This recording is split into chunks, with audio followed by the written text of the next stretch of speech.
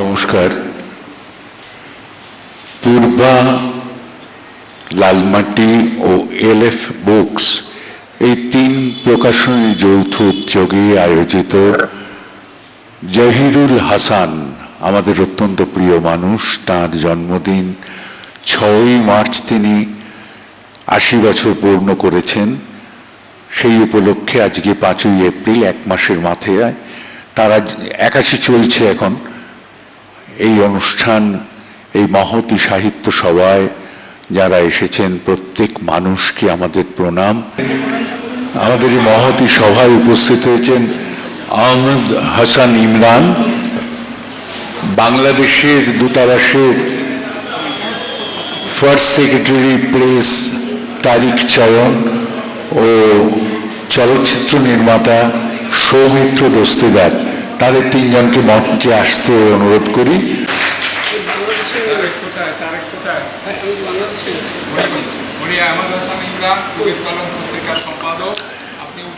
আহমদ হাসান ইমরান এসেছেন মঞ্চে। মঞ্চে ডাকছি তারিক চয়নকে।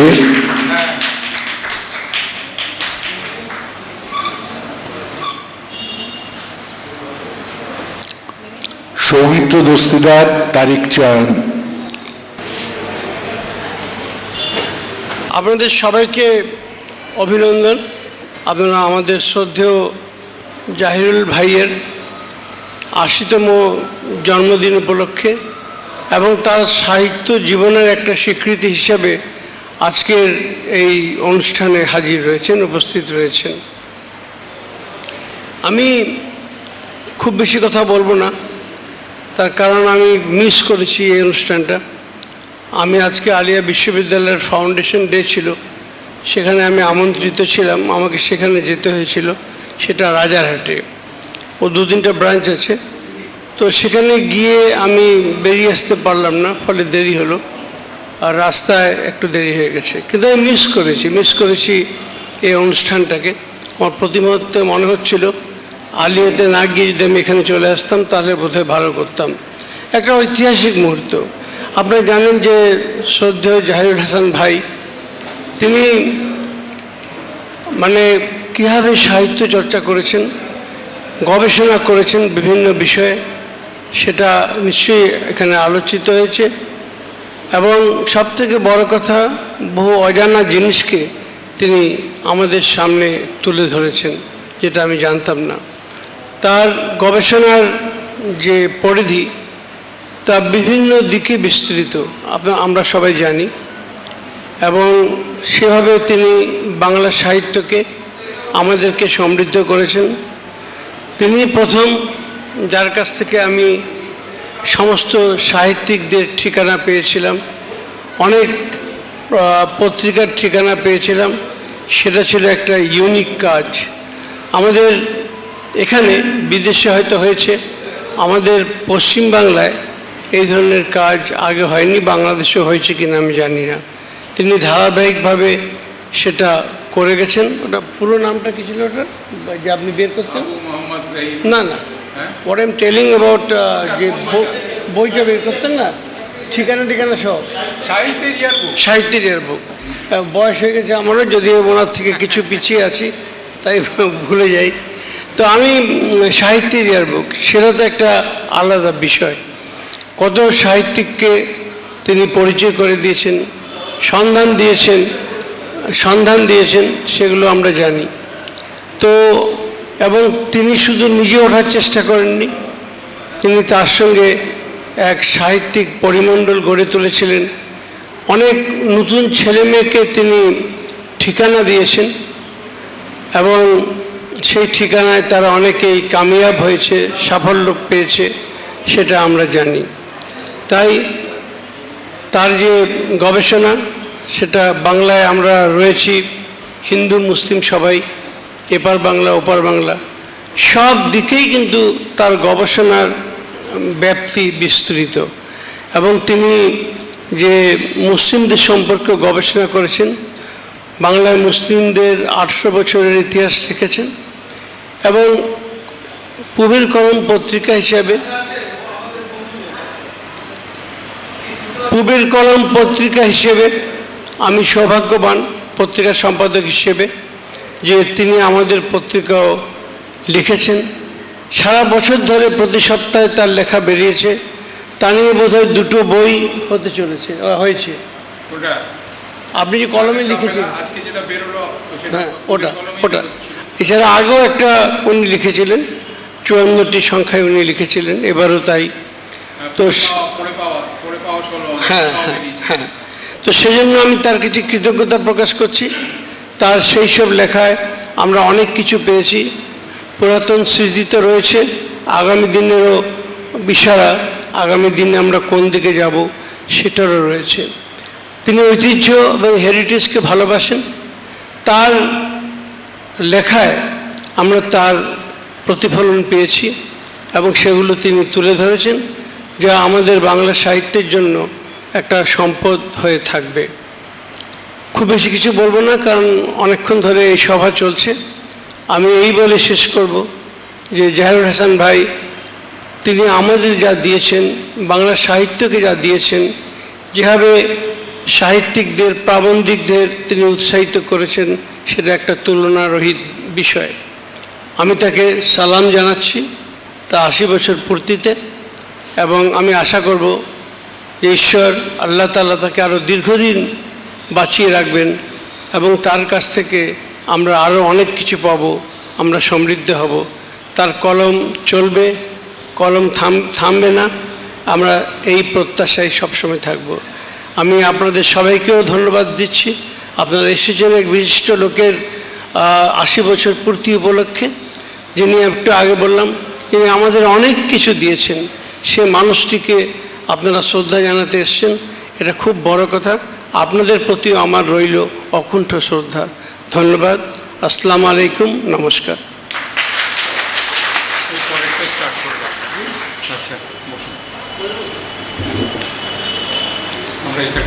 ধন্যবাদ আহমদ হোসেন ইমরানকে। এইবারে বিষয়টা বেশ মজার, আমার কাছে তো মজা লাগছে। এই বাচ্চা মেয়েটা আছে, ও এক্ষুনি বলবে, ওরা তো আজকের ছেলে মেয়ে, আরও একটা পুচকে এসে গেছে, ও জানে AI, আর্টিফিশিয়াল ইন্টেলিজেন্স, সেই নিয়ে নাকি দারুণ দারুণ কাণ্ড করা যায়। একটু আধটু উদাহরণ আমিও পাই। AI, ফেসবুক, হোয়াটসঅ্যাপের যুগে সাহিত্যের বই কিভাবে টিকে থাকবে? বক্তা পার্থ রায়, শিল্পী, লেখক, প্রকাশক; দেবারুণ রায়, সাংবাদিক, সাহিত্যিক; সোম শুভ্র গঙ্গোপাধ্যায়, বাংলা ইংরেজি দ্বিভাষিক সাহিত্যিক। আর আমার সামনে বসে আছে মাথায় টুপি দিয়ে, একটা ছবি করে বিখ্যাত হয়ে গেছে, বেলা ছবির পরিচালক অনিলাভ চট্টোপাধ্যায়, মিডিয়া ব্যক্তিত্ব ও চলচ্চিত্র নির্মাতা। আর সমন্বয়ক এবং বক্তা হিসেবে অধ্যাপক শক্তি সাধন মুখোপাধ্যায়। প্রত্যেককে আসতে বলবো। আপনাদের সময় সেবা কিন্তু সেই 5 মিনিট। বরণ করছে জাহিরুল্লাহ নাতি সমন্বয়, ও 2 নাতি, সমন্বয় আর সত্যদেব, দুজনে বরণ করছে।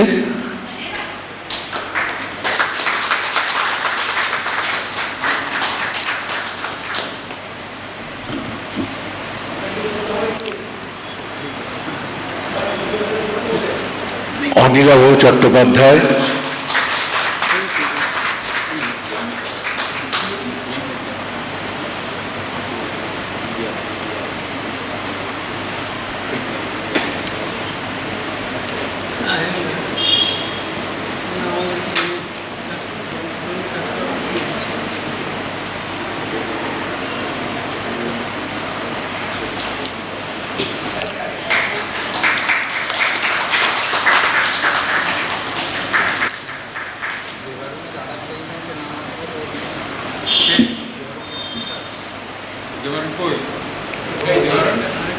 দেবারুণকে দেখছে না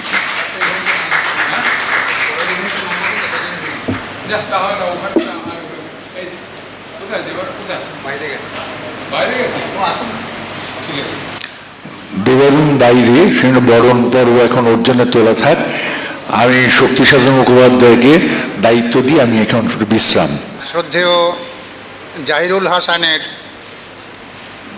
৮০তম জন্মবর্ষ উপলক্ষে এই সাহিত্য বাসরে আপনারা যারা এসছেন তাদের পক্ষ থেকে জাহিরুল হাসানকে শ্রদ্ধা জানিয়ে যে বিষয় নিয়ে এখন প্যানেল ডিসকাশান, সেই বিষয়টি আপনারা জানেন, আবার আমি বলে দিচ্ছি। সেটা হচ্ছে এআই, ফেসবুক, হোয়াটসঅ্যাপের যুগে সাহিত্যের বই কিভাবে টিকে থাকবে। এই রকম একটা বিষয় নিয়ে যেটা সঞ্চালক বললেন যে মজার বিষয়, সেই বিষয় নিয়ে আলোচনার জন্যে আগে থেকেই নির্ধারিত হয়ে আছে মোট ৫ মিনিট নয়, এক একজনকার জন্য ৫ মিনিট, সুতরাং ভয়ের কিছু নেই বক্তাদের। আমি প্রথমে পার্থদাকে বলি। পার্থ রায়, ওর পরিচয় হচ্ছে চিত্রশিল্পী, লেখক, একটি গুরুত্বপূর্ণ প্রকাশনার সঙ্গে উনি যুক্ত। পার্থ রায়।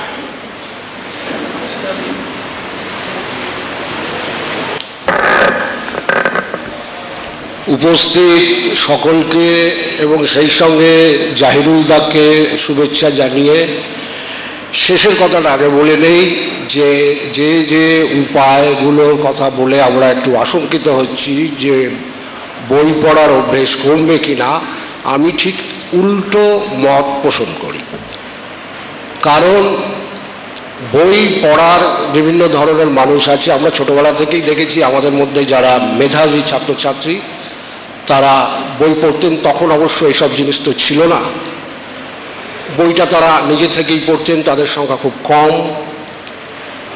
আর একদল মানুষ তারা বই পড়ার সুযোগ কোনোভাবেই পাননি, তারা নিরক্ষর কিংবা একটু একটু নাম সই করতে পারেন, কিন্তু এমন নয় যে সেই সব নিরক্ষর মানুষগুলো পড়াশুনো করতে চান না বা পড়াশুনোর কোনো আনন্দের কোনো ভাব তাদের মধ্যে নেই, এমনটা কিন্তু নয়। বৈজ্ঞানিকভাবে এমন কোনো সূত্র আমরা পাই না। আর বাকি আমরা যারা মূলত স্পষ্টভাবে আমার মনে হয়েছে, আমি নিজেকে দিয়ে বুঝি যে পরিবেশ দ্বারা চালিত যা কিছু অল্প স্বল্প শিখেছি বা এখনও শিখি তা পরিবেশ দ্বারা চালিত, তাড়িত আমরা। এই যে উপায়গুলোর কথা বলা হচ্ছে, ফেসবুক, এআই বা হোয়াটসঅ্যাপ, একটা অসংখ্য বিশাল অঙ্কের মানুষকে এর মধ্যে টেনে নিয়েছে। কি বানান ঠিক নেই, বাক্যের অন্যায় ঠিক নেই, ইতিহাসও হয়তো জানেন না, বিজ্ঞানও জানেন না, সাহিত্যও জানেন না, কিন্তু তারা এর মধ্যে নেমে পড়েছে। কিছু তাদেরকেও বলতে হবে। খুব তাচ্ছিল্য করে যদি বলি, এ পাড়ার উলো, ও পাড়ার ধুলো, সে পাড়ার মূল্য, সবার হাতেই একটি করে মোবাইল ফোন, অ্যান্ড্রয়েড ফোন, সকলেই কিছু না কিছু বলতে হবে। গান্ধীজিকে নিয়ে কথা হচ্ছে, সেখানেও তাকে বলতে হবে। সাভারকার নিয়ে বিতর্ক হচ্ছে, সেখানেও তাকে বলতে হবে। রবীন্দ্রনাথ ইউনিভার্সিটি করেছিলেন, বাধা দিয়েছিলেন ঢাকায়, সেখানেও তাকে বলতে হবে। কিন্তু এই যে বলতে হবে, এই যে প্রবণতা, এটা কিন্তু আর কিছু নয়। এটা আপনারা বলতে পারেন যে এরা রাজনীতি দ্বারা তাড়িত, বিশেষ বিশেষ গোষ্ঠী দ্বারা প্ররোচিত, কিন্তু তাদের মনের ভেতরে এই যে সমাজে সামিল হওয়ার যে প্রবৃত্তি, এটা কিন্তু তাদের আছে এবং তারা সেটা বারবার প্রমাণ করছে।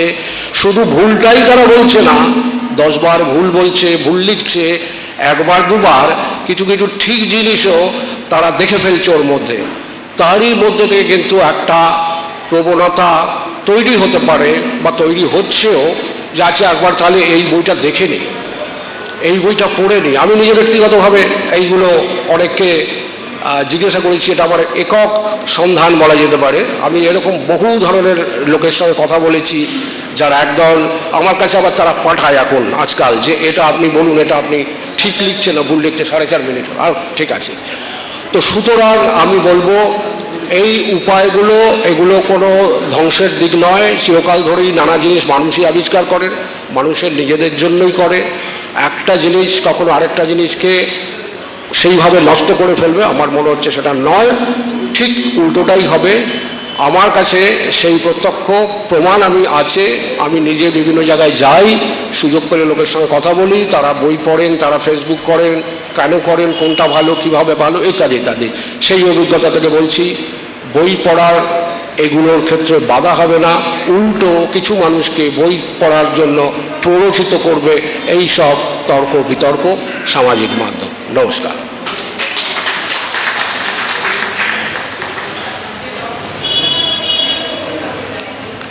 পার্থদা প্রকাশনার সঙ্গে যুক্ত, ওরা একটা সংস্কৃতি চালু করেছেন, পাঠকদের তাদের বই পড়ে কেমন লেগেছে সেইটা নিয়ে একটা প্রতিযোগিতা করা। বিভিন্ন জায়গায় তারা এই অনুষ্ঠান করেন, বিভিন্ন কলেজ, লাইব্রেরি।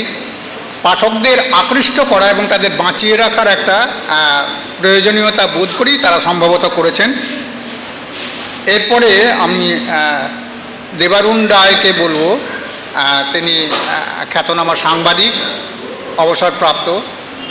তিনি বলুন সাহিত্য এই সংস্কৃতির মধ্যে কিভাবে বেঁচে থাকবে এই সম্পর্কে ওর ধারণা। নমস্কার। সঞ্চালক চেনা, সঞ্চালক আমার বন্ধু বলে একটা সুবিধে হচ্ছে, কথা বলার একটা আছে আর কি, কী বলবো, স্পর্ধা হচ্ছে। আদারওয়াইজ আমি হচ্ছি রিপোর্টার, অন্যের বক্তৃতা রিপোর্ট করি। এত অকিঞ্চিতকর বক্তা আর কেউ ছিল না, আপনারা শুনলেই বুঝতে পারবেন। আমার বক্তৃতা না শুনলেও চলবে, যদি দু একটা কথা মনে রাখে বলতে হয়। 5 মিনিট থেকে প্রবীরবাবু বলছেন 3 মিনিট হয়ে গেছে। আমি ভাবছিলাম বলবো যে আমাকে তাহলে মাফ করুন। তো একটা ঠাকুরবাড়ির গল্প দিয়ে শুরু করি। ঠাকুরবাড়িতে প্ল্যানচেট হতো। রবীন্দ্রনাথ নিজে কখনো ওই অলৌকিকতা ছড়াবেন বলে নিজে লেখেননি, কিন্তু গল্প তো আছে, অনেকে লিখেছে। তো ঠাকুরবাড়ির প্ল্যানচেটের গল্প একটা হলো যে জ্যোতিরিন্দ্রনাথ ঠাকুর একবার প্ল্যানচেট করেছিলেন ওদের পিসেমশাই মারা যাওয়ার পর তাকে প্ল্যানচেট করেছেন। তাকে প্রশ্ন করেছিলেন জ্যোতিরিন্দ্রনাথ যে পিসেমশাই, এই হামিংটা একটু বন্ধ করুন তো প্লিজ। পিসেমশাইকে প্রশ্ন ছিল জ্যোতিরিন্দ্রনাথের যে পিসেমশাই স্বর্গ কিরূপ। তো পিসেমশাই বলেছিলেন, আমি যাহা মরিয়া জানিয়াছি তোমরা তাহা বাঁচিয়া জানিতে চাও কোন সুবাদে। এটা কেউ খণ্ডন করতে পারেনি। তো আমাকে আজকে যে প্রশ্নটা জাহিরুল্লাহ আগেই বলেছিলেন, আজকে যেটা সঞ্চালকও মনে করিয়ে দিলেন যে প্রশ্নটা, যে এআই এর যুগে আমরা কিভাবে বাঁচব, এই সিক্রেসিটা আমি জানি, সারা জীবন লড়াই করে আছি এই ক্ষেত্রেই। এআই আমি বলি, শক্তিবাবু একটা লেখায় লিখেছিলেন যে এআই হচ্ছে আমাদের বেআইকে জব্দ করার উপায় আমরা জানি, কিন্তু সেটা তো একটা সিক্রেসি। এটা বললে তো সবাই জেনে যাবে, তাহলে আমার মাহাত্ম্য থাকবে কোথায়? আর এটা আমরা খবরের কাগজের রিপোর্টার, তো একদম হার্ডকোর রিপোর্টার, দিল্লির পলিটিক্যাল করেসপন্ডেন্ট। একটা মানে যত পীড়িতই হোক, খবরটা কেউ কাউকে বলবে না। জেনারেল ব্রিফিং জাহান্নামে যাক, জেনারেল ব্রিফিংয়ের সময় যত গলাগলি, ব্রিফিংয়ের আড়ালে ডিব্রিফিংয়ে কি হলো সেটা রাত্রির 12টার আগে কেউ বলবে না। আমরা যখন বাইরে কনফারেন্সে যেতাম, বিভিন্ন পার্টির, সে কমিউনিস্ট পার্টি হোক, কংগ্রেস হোক, বিজেপি হোক, অল ইন্ডিয়া কনফারেন্স হতো যখন, তখন সব রিপোর্টারদের সঙ্গে সবার দেখা হতো। মানে বাগে গরুতে এক ঘাটে জল খাওয়া। গুজরাট ভূমিকম্প কভার করতে গেছি, মোদি তখনও প্রধানমন্ত্রী হয়নি, মোদি আমাদের ভীষণ সাহায্য করছে। ওখানে মোদি তখন অ্যাসিস্ট্যান্ট হচ্ছে কুশাবাহু ঠাকুরের, সেখান থেকে ও আমাদের চেনে, দিল্লিতে থাকতো তখন। তো ও সে একটা হোটেল কোনো মতে পাওয়া গেছে, যেখানে একটা হোটেলের গা হেলান দেওয়া আছে আরেকটা বাড়ির ওপরে, যে কোনো সময় হোটেলটা ভেঙে পড়বে। 2001 সাল। তো ওখানে আমরা আছি, আমার শয্যাসঙ্গী হচ্ছে জয়ন্ত ঘোষাল, যার সঙ্গে আমার 2 কাগজের সাপে নেউলে, আজকাল আর বর্তমান। কিন্তু আমি যখন ভূমিকম্প হচ্ছে, ও যে জয়ন্ত ওট পড়ে যাবি, ওদিকে বাথরুমে অনিন্দ, ওকে বলছি তাড়াতাড়ি বেরো, আমাদের সবার ছোট, ও যে বাথরুমে চাপা পড়ে মরে থাকবি, টেরও পাবে না। এই রকম ফিলিং আছে। কিন্তু তথাপি কেউ কারো দেয়ালে পিঠ দিয়ে লিখছি, ও জানে না কি লিখছে, আমিও ওকে বলছি না যে আমিও জানি না ও কি লিখছে। তো এই একটা কথা আর বাকি আছে। তো সেটা হচ্ছে যে আমাদের এই রকমই ব্যাপার, যে এক্সক্লুসিভিটিটা মারাত্মক।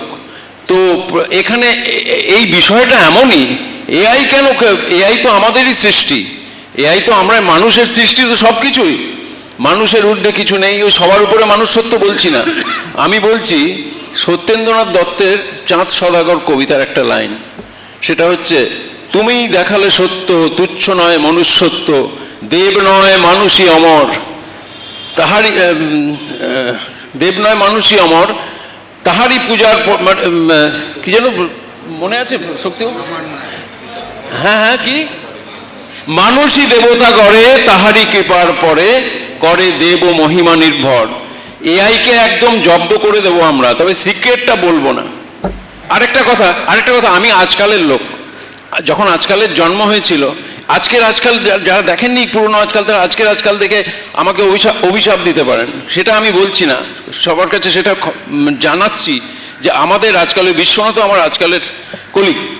তো আজকালে আমরা যখন হলো আজকাল, আমরা অন্য কাউজে ছিলাম, তখন আমি ভাবতাম যে দুটো মহিরুহের মধ্যে দিয়ে, আগের দিনও এটা বলেছি, এইখানে মিটিংটা ছিল, দুটো মহিরুহের মধ্যে দিয়ে এই কাগজটা কোত্থেকে হবে, আনন্দবাজারের যুগান্তর, তখন এই অবস্থায় এখন এআই চ্যালেঞ্জ, তখন ওইটা ছিল।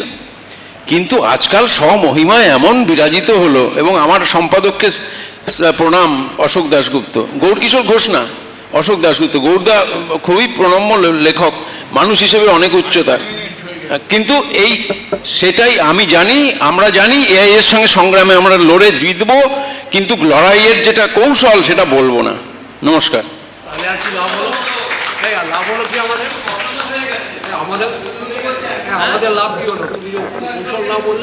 এখন আমরা বাংলা এবং ইংরেজি দ্বিভাষিক সাহিত্যের একজন মানুষকে আমরা এই বিষয়ে বলার জন্যে পাচ্ছি, সোমশুভ্র গঙ্গোপাধ্যায়। সাহিত্যের কথাটা আমরা খানিকটা মিস করে যাচ্ছি, আশা করি এবারে সেটা আর হবে না।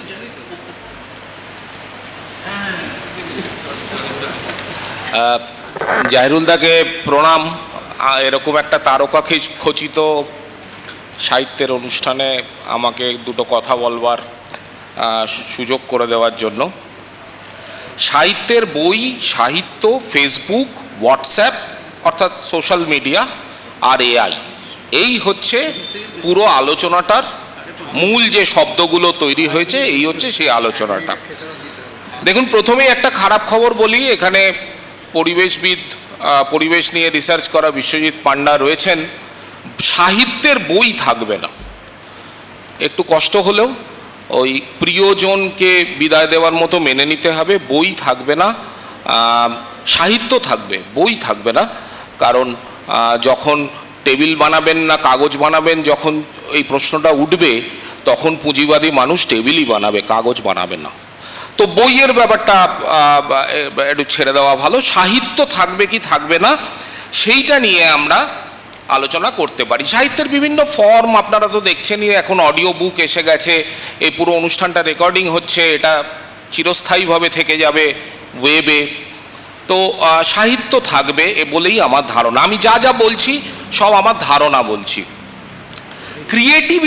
ক্রিয়েটিভিটি ব্যাপারটা থাকবে। ক্রিয়েটিভিটির ব্যাপারটা নিয়ে এইটাকে মারার মতো ক্ষমতা এআই এর এখনো অবধি হয়ে ওঠেনি। ক্রিয়েটিভিটি থাকবে। ফেসবুক, হোয়াটসঅ্যাপ, দেখুন ফেসবুক ব্যাপারটা একটা মেলার মতো আর কি, ওখানে মেলায় আপনি যেতে চাইলে যান, না যেতে চাইলে যাবেন না। তো ওখানে ওটা নিয়ে বিশেষভাবে চিন্তিত হওয়ার কিছু নেই। সবচেয়ে গুরুত্বপূর্ণ যে সময়টা সোশ্যাল মিডিয়ার ছিল, মানে করোনার সময়টা, আমাদের এখানে বসে থাকা সব সাহিত্যিকরাই সেই সময়টা পেরিয়ে এসছেন, এবং প্রমাণ হয়ে গেছে যে বই এখনও আছে। যতক্ষণ ছাপা হবে ততক্ষণ বই থাকবে, আমি পার্থদার সঙ্গে সম্পূর্ণ একমত। এবার আসি এআই এর বিষয়। এআই এর বিষয়টা হচ্ছে, এই রবীন্দ্রনাথ আর কার্ল মার্কস, আমাদের ছোটোবেলায় বলা হতো সবচেয়ে কম পঠিত আর সবচেয়ে বেশি আলোচিত দুটো ব্যক্তিত্ব। সবচেয়ে কম পড়া হয়েছে আর সবচেয়ে বেশি রবীন্দ্রনাথ আর কার্ল মার্কস নিয়ে আলোচনা হয়েছে। এআইও খানিকটা এখন সেই জায়গায় পৌঁছে গেছে যে কেউ কেউ প্রচণ্ড ভয় দেখাচ্ছে, কেউ কেউ ভীষণ বলছে কিছু কোনো ভয়ের কোনো ব্যাপার নেই, দাদা যেরকম বললেন এআইকে আমরা জব্দ করে নেবো, এরকম দুরকম মতামত তৈরি হয়েছে। এবার এআই বিষয়টা কি? একটা মানুষের জন্ম হয়, সেই মানুষকে জন্মের সময় তার কোনো রকম কন্ট্রোল থাকে না, সে খেতে জানে না, সে রেচন প্রক্রিয়ার ওপর তার কোনো কন্ট্রোল নেই, কোনো কিছুর ওপরেই তার কোনো কন্ট্রোল নেই। আমরা ক্রমে ক্রমে তাতে ডেটা ফিড করি, যাকে আমরা মানুষ করাও বলি। আসলে কিছু ইনফরমেশন এইভাবে খেতে হয়, এইভাবে উঠে বসতে হয়, এইভাবে হাত ধরে ধরে শেখাই হাঁটতে হয়। এই জিনিসটা হচ্ছে আজকের এআই। যদি মানুষের জীবনচক্রের সঙ্গে আপনারা তুলনা করেন, তাহলে মোটামুটি এখন এআই হচ্ছে মানে বিবর্তনের সঙ্গে যদি তুলনা করেন, তাহলে এখন এআই হচ্ছে মোটামুটি অ্যামিবা। এ মানুষ হবে, বেশ কিছুদিন পরে এ মানুষ হবে। এবার এআইকে কে মানুষ করছে তার ওপরে নির্ভর করবে। এআইকে যদি একজন খুব বিখ্যাত সাহিত্যিক মানুষ করে এবং সে একটা কড়া সম্পাদক হাতে যদি বসে থাকে এবং বারবার যদি বলে না হলো না আবার লেখো, ও কিন্তু খুব ওবিডিয়েন্ট, ওর কিন্তু ইগো নেই, ও খুব ওবিডিয়েন্ট, ওর এক ফোঁটা ইগো নেই ওর মধ্যে। ও বারবার লিখবে, বারবার লিখবে, বারবার লিখবে, বারবার লিখবে। তারপরে যেটা তৈরি হবে সেটা কি উৎকৃষ্ট সাহিত্য? সেটা বলার মতো সময় এখনো আসেনি। আমি জাস্ট একটা প্রশ্ন তুলে দিলাম আপনাদের কাছে, কারণ মানুষের সঙ্গে, একজন ভালো সাহিত্যিকের সঙ্গে এআই এর তফাৎটা হচ্ছে ডেটাটা কোথার থেকে পাচ্ছে। সমাজের থেকে ডেটাটা পাচ্ছে, যেরকম আমরা পাই, চারিদিক যা দেখছি সেখান থেকে ডেটাটা সংগ্রহ করছি, নাকি কেউ কৃত্রিমভাবে তার কিছু মতামত, মতবাদ বা তার কিছু ইজম তার মধ্যে ঢুকিয়ে দিচ্ছে এবং তাকে করাপ্ট করে দিচ্ছে। সেইটা প্রমাণ হতে এখনো হয়তো 450 কোটি বছর লাগবে না, অ্যামিবা থেকে মানুষ হতে যতটা লেগেছিল 5-7-10 বছরের অপেক্ষা করতে হবে এর সমাধানটার জন্য। নমস্কার।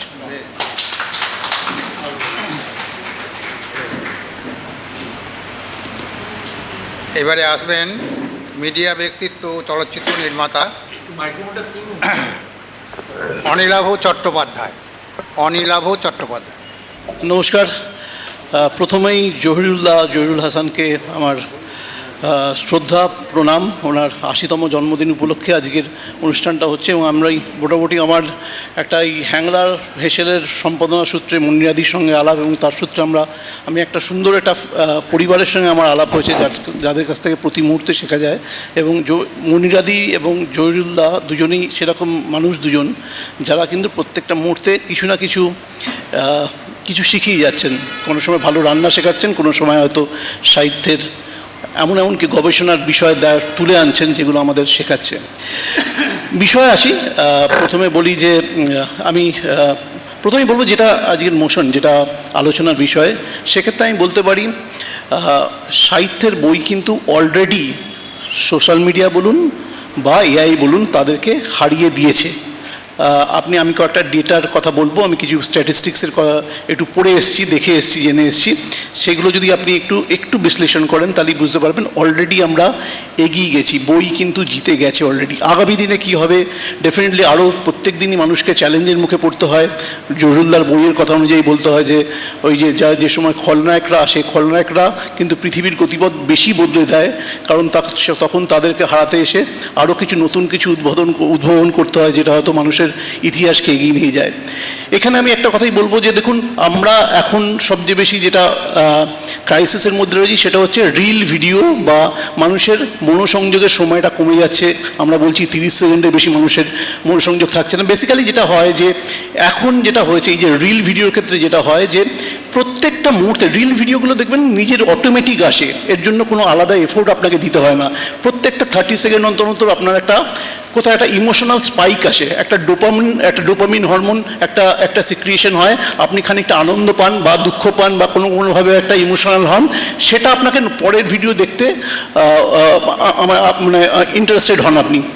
সেক্ষেত্রে মানুষের দেখবেন হাতের এই যে মোবাইলটা আমরা ধরি, আপনি দেখেন যদি আমরা এইটাকে ট্রাইপডের মতন ইউজ করি, এই আঙুলটাকে ট্রাইপডের মতন ইউজ করি এবং এটাকে আমরা এইভাবে স্ক্রল করি। আমার মনে হয় আগামী দিনে আমাদের পড়া বা দেখার হ্যাবিটটা কিন্তু এইটুকুর মধ্যে এবং এই যে আমি যে স্ট্রাকচারটা দেখছি এটাকে 9:16 যে রেশিও বলি আমরা, সেই রেশিওর মধ্যে চলে আসবে। আমরা বই পড়তে এইভাবে অভ্যস্ত হয়ে যাব, আমরা ছবি দেখতে অভ্যস্ত হয়ে যাবো। আমি যদি আগামী দিনে আপনারা দেখেন যে টেলিভিশন সেটগুলো যেগুলো বিক্রি হবে বাড়িতে আসবে, সেটাও যদি 9:16 মানে ভার্টিক্যাল সেট, আপনারা দেখেছেন এখন হয়তো এয়ারপোর্টে গেলে দেখতে পাবেন যে বিভিন্ন রকম বিজ্ঞাপন কোম্পানি তারা এই ধরনের স্ট্রাকচারে ইউজ করছে, এই ধরনের অডিওভিজুয়াল ইউজ করছে। তো আগামী দিনেও কিন্তু এটা ভবিষ্যতে আসতে চলেছে, কারণ আমরাই করে নিয়েছি যে এই যে আমরা যেভাবে ফোনটা ধরছি বা স্ক্রল করছি, সেটা কিন্তু আগামী দিনেও চলে আসবে। এবারে যেটা হচ্ছে যে এই যে আমাদের অভ্যেসটা তৈরি করেছে বা এই সোশ্যাল মিডিয়ার উপর ডিপেন্ডেন্সিটা তৈরি করেছে, সেটা কিন্তু আলটিমেটলি অনেকটা ভালোও করেছে। আজকে যারা পাঠক তাদের জন্য ভালো করেছে। আমি আপনাকে কটা ডেটা বলি। আমাদের এই মুহূর্তে আমরা টিকটক ইউজ করতে পারি না, কিন্তু TikTok TikTok one of the leading social site, যেখানে একটা বুকটক বলে একটা অর্গানাইজেশন আছে, একটা গ্রুপ আছে, তার গোটা ওয়ার্ল্ড ওয়াইড তাদের সদস্য সংখ্যা এই মুহূর্তে 430 মিলিয়ন। এবং আপনি যদি আমেরিকাতে দেখেন, সেখানে গত 2025-এ বই বিক্রি হচ্ছে বলা হচ্ছে যে 59 মিলিয়ন বই বিক্রি হয়েছে, এবং আমেরিকার টোটাল বইয়ের যেটা রেভিনিউ সেটা হচ্ছে 740 মিলিয়নের মতন, এবং সংখ্যাটা বাড়ছে, প্রত্যেক দিন বাড়ছে।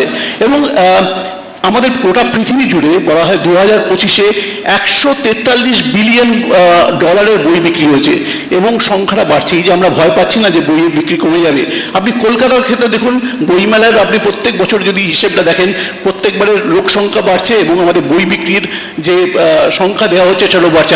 আমি যদি ভুল না করি, আমার গত বছর এবছর যে হিসেবটা দেওয়া হচ্ছে, প্রায় 27 কোটির বই বিক্রি হয়েছে, প্রায় 29 লাখ মানুষ এসেছে, 32 লাখ মানুষ এসেছেন, 29 কোটি টাকার বই, 27 কোটি টাকার বই বিক্রি হয়েছে। সুতরাং এই যে অঙ্কটা আমাদের কিন্তু কোথাও আমাদের একটা অনুপ্রেরণা দিচ্ছে যে আগামী দিন কিন্তু ভালোর দিন। কারণ হচ্ছে যে এই যে আমি যেটা বলি, আমার যেটা মনে হচ্ছে, এই যে সোশ্যাল মিডিয়ার মাধ্যমে এই যে অনেকগুলো বুক, ধরুন আমাদের কলকাতায় সবচেয়ে পপুলার হচ্ছে বই পোকা।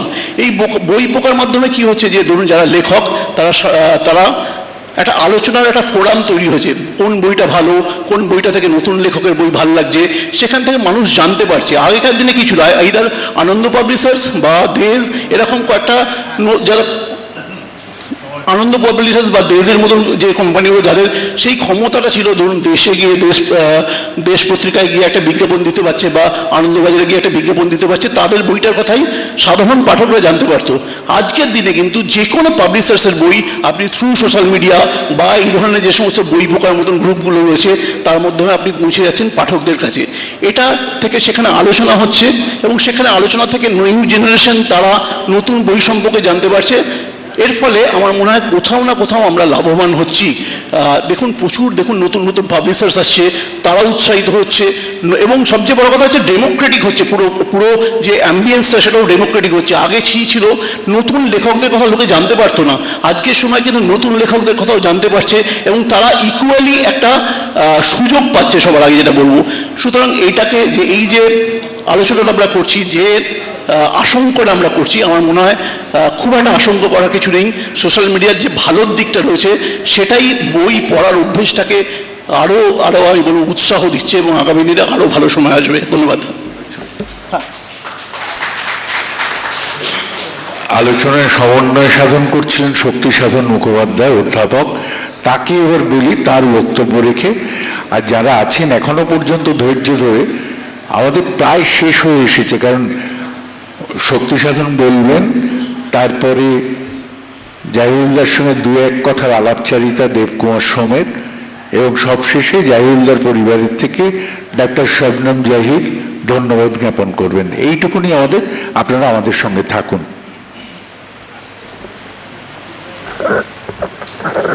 আমার জন্য যে বরাদ্দ 5 মিনিট ছিল সেটা খরচ হয়ে গেছে, সুতরাং আমার কিছু না বললেও চলবে। দু একটা কথা শুধু বলি। এক হচ্ছে যে আসলে সাহিত্য তো অন্য কিছু নয়, আমাদের কান্না, হাসি, দুঃখ, বেদনা, জয়, যন্ত্রণা, ভালোবাসা, এইটার প্রকাশ, অক্ষরে প্রকাশ। হাসি, কান্না, দুঃখ, প্রেম, বেদনা এগুলো যদি থাকে, সাহিত্যও থাকবে। এই হচ্ছে আমার কথা। আর দুই হচ্ছে একটা গল্প বলি। সেটা হচ্ছে যে আমি যখন সাহিত্য পরিষদের দায়িত্বে ছিলাম, তখন শীর্ষেন্দু মুখোপাধ্যায় বলতে এলেন। তারপরে উনি বললেন যা বলার, তারপরে আমার একটু যাওয়া, এই যে আরে একটু কথা বলবেন না, 1 মিনিট তো টাইম। তারপর দিন শঙ্খবাবুর বাড়িতে আমার একটু যাওয়ার দরকার ছিল, তা আমি গেলাম। তা উনি আমাকে জিজ্ঞেস করলেন যে শীর্ষেন্দু কী বললেন, শীর্ষেন্দু কী বললেন? তা আমি বললাম উনি বললেন যে বই থাকবে না। তখন বললেন যে শীর্ষেন্দু বললেন যে বই থাকবে না? বলে যে হ্যাঁ, এখন পৃথিবী যেরকম বদলে যাচ্ছে বই থাকবে না। তখন উনি খুব খুব করে হেসে বললেন, বই না থাকলে তো তুমিও থাকবে না। নমস্কার।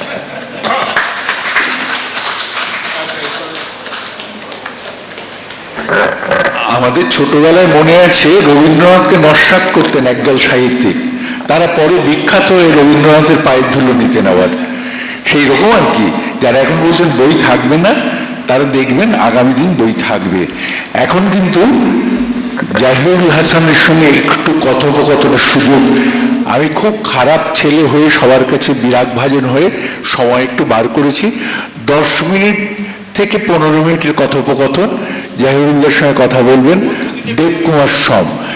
পদ্ধতি দেবারুণ সাংবাদিক তো হার্ডকোর রিপোর্টার, পদ্ধতি হওয়া উচিত দেবকুমার সোমের অভিজ্ঞতা, জাহিরুল্লাহ সাহিত্য পড়ে আর আমাদের অভিজ্ঞতার এই আদান প্রদানের যাতে একটা সেতু রচিত হয়, সেটুকুনি দেবকুমার করুক আমাদের হয়ে।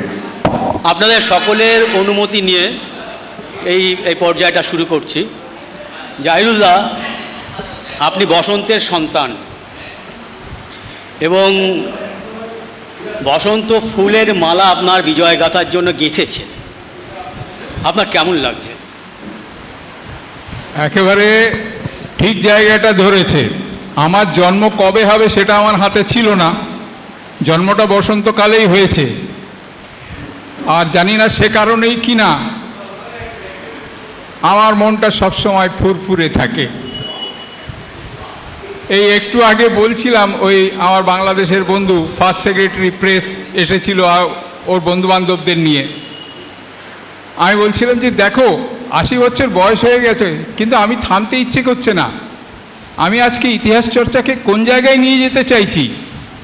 আমি এখন বলছি রেকর্ডে, যেটা অ্যাকাডেমিক্সরা বলে হিস্ট্রি মানে হচ্ছে লিখিত ইতিহাস। আমি আর লিখিত ইতিহাসের মধ্যে থাকতে চাইছি না, আমি প্রি হিস্ট্রিতে যেতে চাইছি।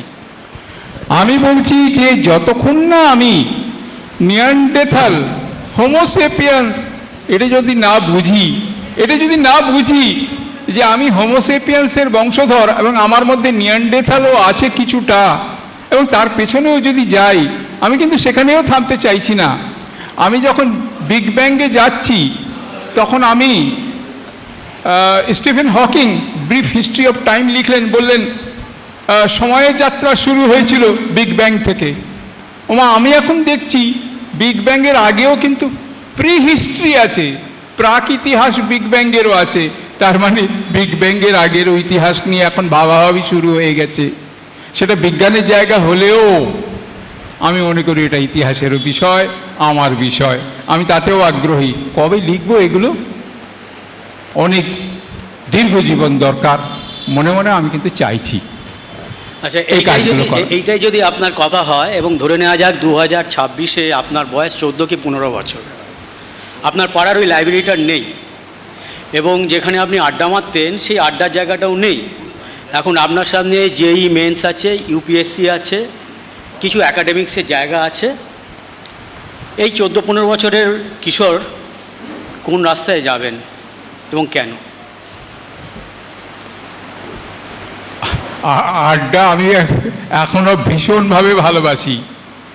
ওদের কথাই বলছি, যারা ট্রেচারাসলি এসে চলে গেল, ট্রেচারাসলি মানে টুয়ার্ডস মি, আমি খুব চাইছিলাম ওরা থাকুক। আমার বন্ধু সৌমিত্র, তারেক চয়ন, ফার্স্ট সেক্রেটারি বাংলাদেশ প্রেস, ওর বন্ধুবান্ধবরা সবাই এসেছিল, সব অল্প বয়সী। তারেকও অল্প বয়সী, ও বাংলাদেশে যাই হোক, ও আসলে সাহিত্যিক। আমি ওকে একদিন বললাম যে চলো একদিন বসা যাক, ওর সব বন্ধুবান্ধব খুব কম বয়সী। আমি বললাম একদিন বসো, আমার বাড়িতেই বসো, একটা আড্ডা হোক। তো আমি কিন্তু এখনো পর্যন্ত সেই আড্ডার মেজাজে আছি। আমি আড্ডার কথা বলছি না, হ্যাঁ, আমি বলতে চাইছি আপনার কাছে আজকের 2026-এ অনেকগুলো রাস্তা খোলা, সেই রাস্তায় যাবেন না আপনি সাহিত্যের জায়গায় থাকবেন? যদি থাকেন কেন থাকবেন? সাহিত্যের জায়গায় আপনার সিদ্ধান্ত এটা। হ্যাঁ, হ্যাঁ, কামাবেন না ঘামাবেন। এবং কেন ঘামাবেন, আর কামালে তো সেটা বলার দরকার নেই। দেখো, ওই একটু আগে তো প্রশ্ন উঠেছিল যে সাহিত্য বই থাকবে কি থাকবে না। আমি এসব নিয়ে যে দুর্ভাবনা আমার হয় না যে তা নয়, মনে হয় যে লিখব তো কার জন্য, পাঠক কোথায়, কিন্তু তবু আমার মনে হয় যে না লিখে একটা তাগিদ, প্রচণ্ড তাগিদ, না লিখে থাকতে পারি না। পার্থ কি এখানে আছে? পার্থ রায় আছে? পার্থ আমাকে অন্তত 5 বছর ধরে বলে আসছে জাহিরুল্লাহ আমাকে একটা বই দিন। আমি কিন্তু পার্থকে কোনো বই দিতে পারিনি। এখানে আজকে আমার এই 80 বর্ষ পূর্তি উদযাপন করছে 3 প্রকাশক।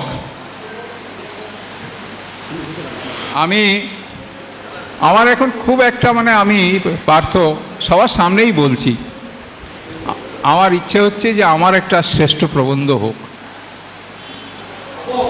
বাছাই করা শ্রেষ্ঠ প্রবন্ধ। হ্যাঁ, আমি তো এই 35 বছর ধরে টানা লিখে গেছি, অনেক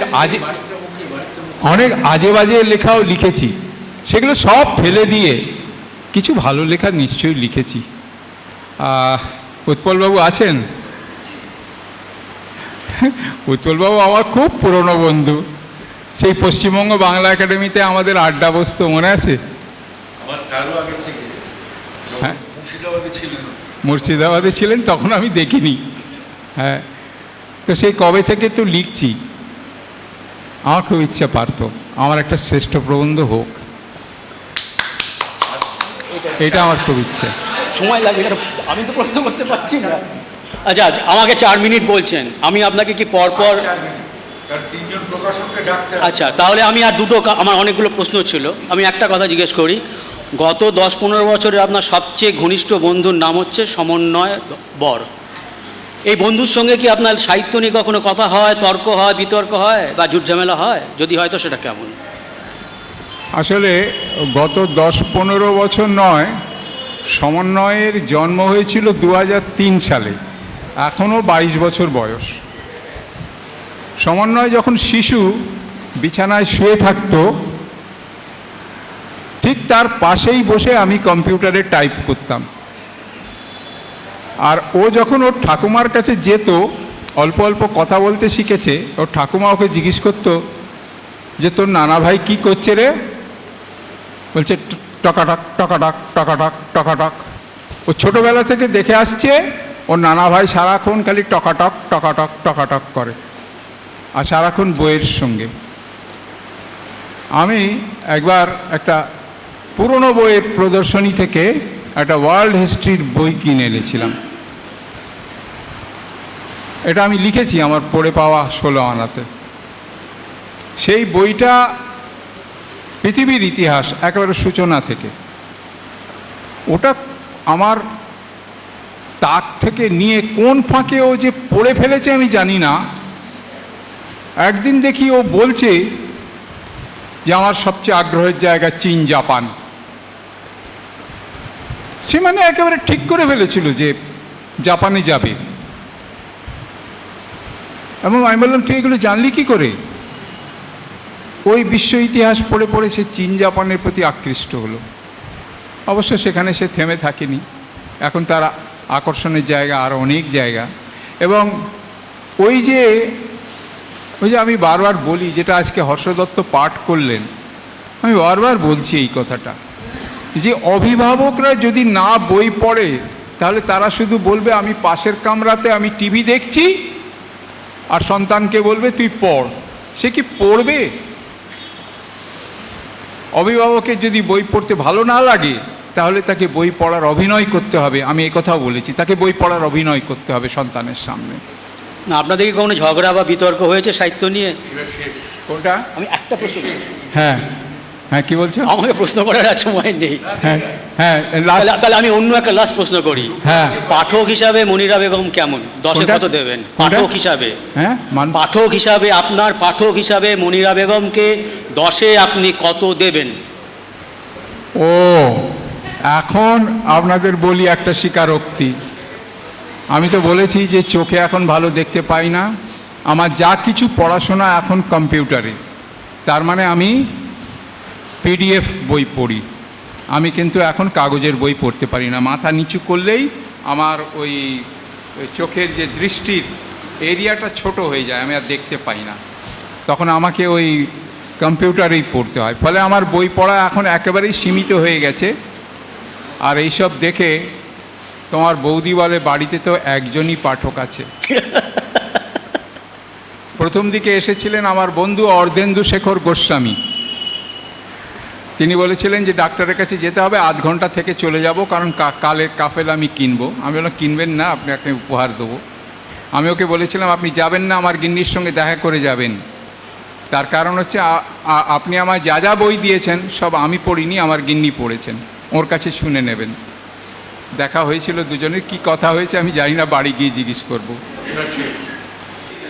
হ্যাঁ, বিষয় হচ্ছে যে আপনি তো 80 বছর হলো, এই এখন বাকওয়াজ করুন, শুনুন ভালো করে শুনুন। 80 বছর বয়স হলে তো 80 পূর্ণ হলে সবাইকে পিতামহ ভীষ্ম বলা হয়, সব রাজনীতিতে হোক, সমাজনীতিতে হোক, সব সর্বত্র সাহিত্য। তো আপনি সে অর্থে পিতামহ ভীষ্ম হলেন, মানে গঙ্গাপুত্র। কিন্তু আপনার 1946, আপনিই মনে করেছেন, আজকে আপনিই ভুলে গেলেন, গঙ্গাপুত্র নয়, দাঙ্গাপুত্র। দাঙ্গার 46-এর দাঙ্গা, গ্রেট ক্যালকাটা কিলিং, আপনি কলকাতা শহরের আত্মা, সেটা ভুলে যাচ্ছেন। বলুন আজকে আপনার এই 80 বছর অতিক্রম হলো, আবার আমরা দাঙ্গার সেই পুনরাবৃত্তে এসে গেছি, সেইটার উত্তর দিন। আমি প্রশ্নে নেব না, শোনো আপনার বলার কথা এটা। ব্যাস, দেবারুণ আমার একটা নাম দিয়েছে, দাঙ্গা দিনের দেবশেষু। আমার যে বইটা আজকে প্রকাশ হলো, কালের কাফেলা, তার প্রথম গল্পটাই, প্রথম আখ্যানটাই শিরোনাম হচ্ছে ওই দাঙ্গা দিনের দেবশিশু। আমার খুব ভালো লেগেছে। আমার জন্ম 46-এর মার্চে, আর 16ই আগস্ট 46-এ ভয়াবহ দাঙ্গা হয়ে গিয়েছিল। আমি যখন ছোট ছিলাম তখন তো নিশ্চয়ই কিছু বুঝিনি, কিন্তু বিজ্ঞান বলছে যে মায়ের পেটে যে সন্তান থাকে সেও কিন্তু অনেক কিছু আহরণ করে, সে হয়তো ভুলে যায় সেই কথাগুলো, কিন্তু তার ভিতর সেগুলি সঞ্চিত থাকে, অভিমন্যু থাকে। এবার জাহিরুল্লাহকে থামাচ্ছি, কারণ আমাদের দুটো কাজ বাকি আছে।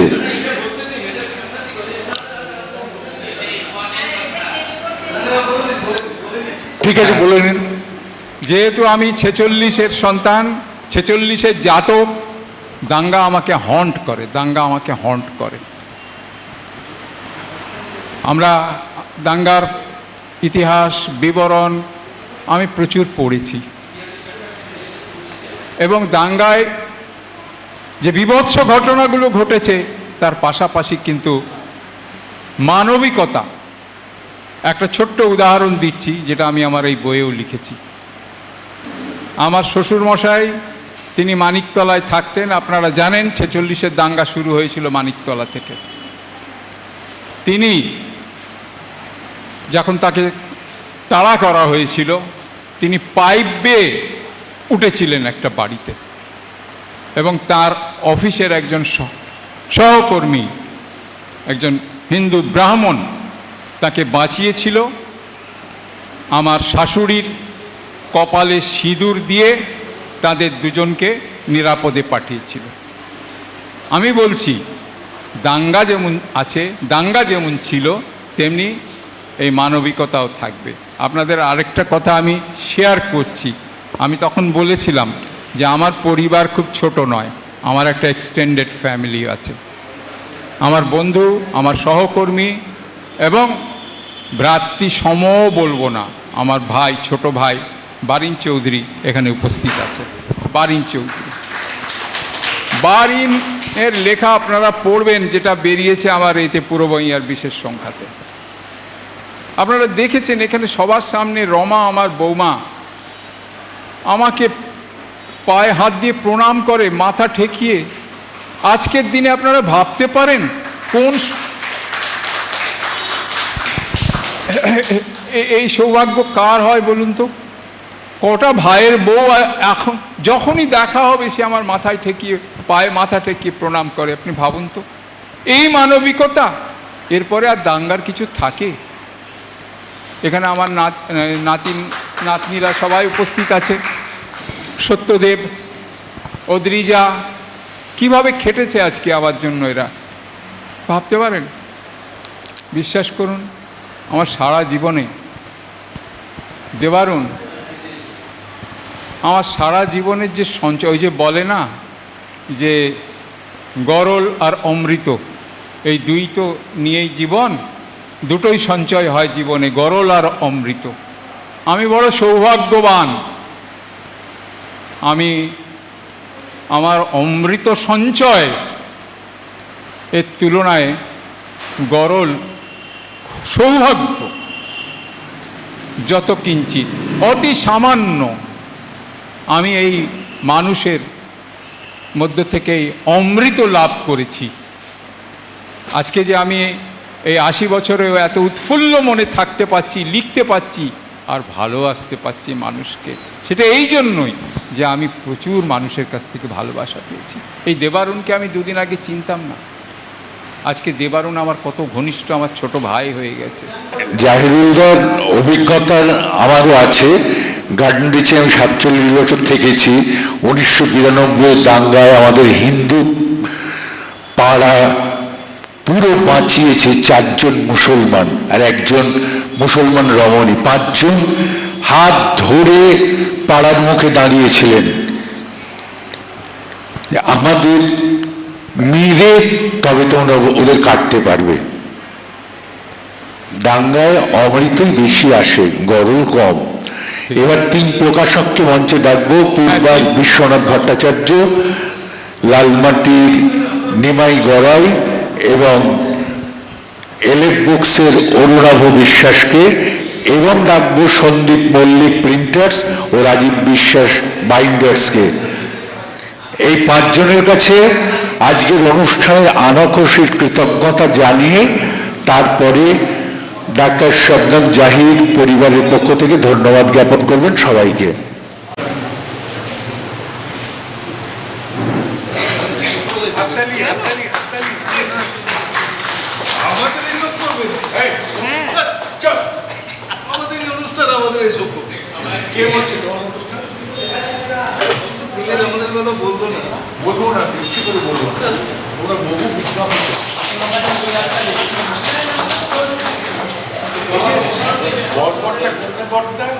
সম্প্রদান করবে, সে বলছে আমার কথা বলবো যে সম্প্রদান করবে বললেন না, আপনি খুব খেটেছে সঙ্গে আমরাও খেটেছি।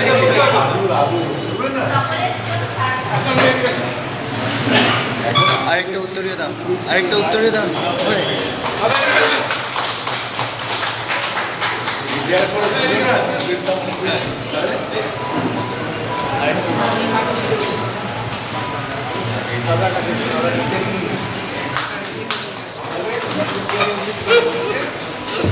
এলো এসে গেল।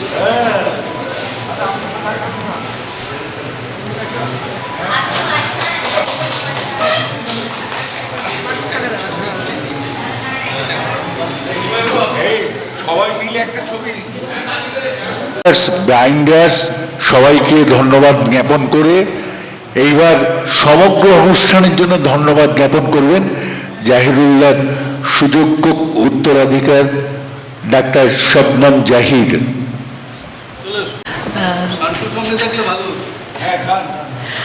প্রথমত আমাদের যারা আয়োজক সেটা হচ্ছে এলএফ বুকস, পূর্বা এবং লালমাটি প্রকাশনা সংস্থাকে ধন্যবাদ জানাচ্ছি এই অনুষ্ঠান আয়োজন করার জন্য।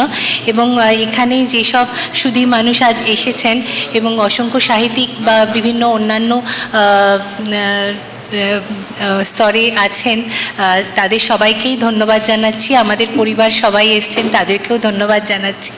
তবে একটা কথা বলবো যে আমি আমার আব্বার যে খুব ভালো উত্তরসূরি তা বলবো না, কেননা আমি দাঁতের ডাক্তার এবং সারাক্ষণ দাঁত তোলা, দাঁতের ট্রিটমেন্ট এগুলো নিয়ে খুব ব্যস্ত থাকি। আমার মনে আছে যে একবার আমাকে আব্বা একটা লেখা লিখতে বলেছিলেন, আমি একটা লাইন লিখে তারপরে আর লিখতে পারিনি, যদিও আমার মা বেশ ভালোই লিখেছিলেন এবং বারিং কাকুও খুব ভালো লিখেছে আমি দেখলাম, মানে পরিবারের তরফ থেকে, কিন্তু আমি সেইভাবে কিছু লিখতে পারিনি।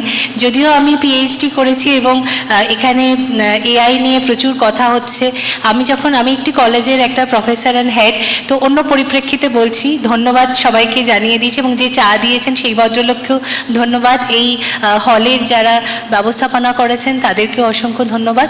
তো একটা শুধু আলাদা বলছি যে এআই নিয়ে যখন কথা হচ্ছে, তো আমি আমার ক্লাস, মানে আমার পোস্ট গ্র্যাজুয়েট স্টুডেন্টস আছে, আমি যখন ক্লাস নিই ওদেরকে সবাইকে জিজ্ঞেস করেছি যে কে কে নিউজ পেপার নেয়। তো আমার ডিপার্টমেন্টে আমাদের মোটামুটি 18 পোস্ট গ্র্যাজুয়েট স্টুডেন্টস আছে। একা আমি হাত তুলেছিলাম আর আমার সঙ্গে আরেকজন প্রফেসর, দুজনেই আমরা 50 ঊর্ধ্ব, তারাই হাত তুলেছিলাম যে আমরা নিউজ পেপার নিই। কেউ নিউজ পেপার নেয় না এবং খুব একটা পড়েও না। আর যেটা আরেকটা আমি মনে আছে, আমার আব্বাকে আমাকে বলেন যে এখন আর একজন সাহিত্যিক আরেকজন সাহিত্যিকের কিন্তু মানে কম্পিটিটর নয়। আমি নিজে বাংলা মিডিয়ামে পড়াশোনা করেছি আর এবং আমার আব্বার উপর প্রচণ্ড রাগ ছিল যে আমাকে কেন বাংলা মিডিয়ামে পড়িয়েছে, যেহেতু আমি মেয়ে বলে, আর আমার ভাইকে কিন্তু ইংলিশ মিডিয়ামে পড়িয়েছে, কিন্তু তাও আজকে আমি অনেক কিছু কথা বলতে গিয়ে ইংলিশ ইউজ করে ফেলছি। কিন্তু তো আমি যখন আমার আব্বাকে জিজ্ঞেস করেছিলাম, বলেছিলেন যে আজকাল আর সাহিত্যিকদের কম্পিটিটর নয়, বরঞ্চ গুগল অনেক বেশি সাহিত্যিকদের কম্পিটিটর হয়ে যাচ্ছে। কেননা বই তো সত্যি কিনছেই না, এবং না কিনলে প্রকাশকরা বাঁচবে কী করে? এখানে প্রকাশকরা আছে জানেন, সবাই যদি সারাক্ষণ পিডিএফ পড়ে যেমন আমার আব্বা পড়ে, তাহলে তো আর হবে না, বই কিনতে হবে। শুধুমাত্র মানে যারা অভিভাবক আছেন তাদের বই শুধু পড়লে হবে না, কিনতেও হবে। এত জিনিস আমরা কিনি, জামা কাপড়, খাবার দাবার, এত অর্ডার সুইগিতে দিচ্ছি, কিন্তু বইই কিনছি না। তো আমাদের বইও কিনতে হবে টু সেট এক্সাম্পল, যাতে আমাদের যারা বাচ্চারা আছে পড়ে। তবে এটাও ঠিক, আমরা অভিভাবকরাও চাই যে ওরা যেন ইংলিশ মিডিয়ামেই পড়ুক, বাংলা মিডিয়ামে না পড়ে। আমি বাংলা মিডিয়ামে পড়েছি Sakhawat memorial government girls high স্কুলে, সেখানে আর খুব উচ্চবিত্ত বাঙালি পরিবার থেকে কিন্তু স্টুডেন্ট ভর্তি হয় না। সেই জন্য আমরা নিজেরাও দায়ী যে আমাদের বাংলা ভাষাকে আমরা গুরুত্ব দিই না। আর যখনই সেকেন্ড ল্যাঙ্গুয়েজ বাংলা হয়ে যায়, তখন আমার ছেলের মতো হয়ে যায়, কবিকে ববি লেখে বা রবি লেখে, এটা হয়ে যায়। তো তারা বাংলা ভাষাকে ভালোবাসতে শিখছে না। তো যেমন আমার আব্বা যেটা বললো, যেমন নিজে যেমন পড়তে হবে, বাবা মাকেও দেখতে হবে। তারা ভাবে যে হিন্দি পড়লেই সুবিধা হয়, কেননা ডিফারেন্ট অন্যান্য স্টেটে সে যখন চাকরি করতে যাবে তার খুব সুবিধা হবে। তা আমি অধিকাংশ ক্ষেত্রে দেখি এখন বাবা মারা চায় যে সেকেন্ড ল্যাঙ্গুয়েজ যেন বাংলা, হিন্দি হোক, থার্ড ল্যাঙ্গুয়েজ বাংলা হোক। তো এটা আমাদেরকেই করতে হবে যাতে বাংলা ভাষা শেষ না হয়ে যায়। বাংলা ভাষায় আরও যত পড়বে তত না বই বেরোবে, যত কম পড়বে ভালো লেখাও বেরোবে না, বইও বেরোবে না। তো আপনারা যে এত সুন্দর একটা আয়োজন করেছেন, তাতে অনেক আমাদেরও পরিবারের এসছেন এবং আপনারাও যারা এসছেন, অন্তত তারা উদ্বুদ্ধ হবে যে বাংলা বই পড়বে, বাংলা লেখা পড়বে বা নিজে লেখা লিখতেও উদ্বুদ্ধ হবে। সো এই বলে সবাইকে ধন্যবাদ দিয়ে আমরা শেষ করছি আজকের অনুষ্ঠান। Thank you very much.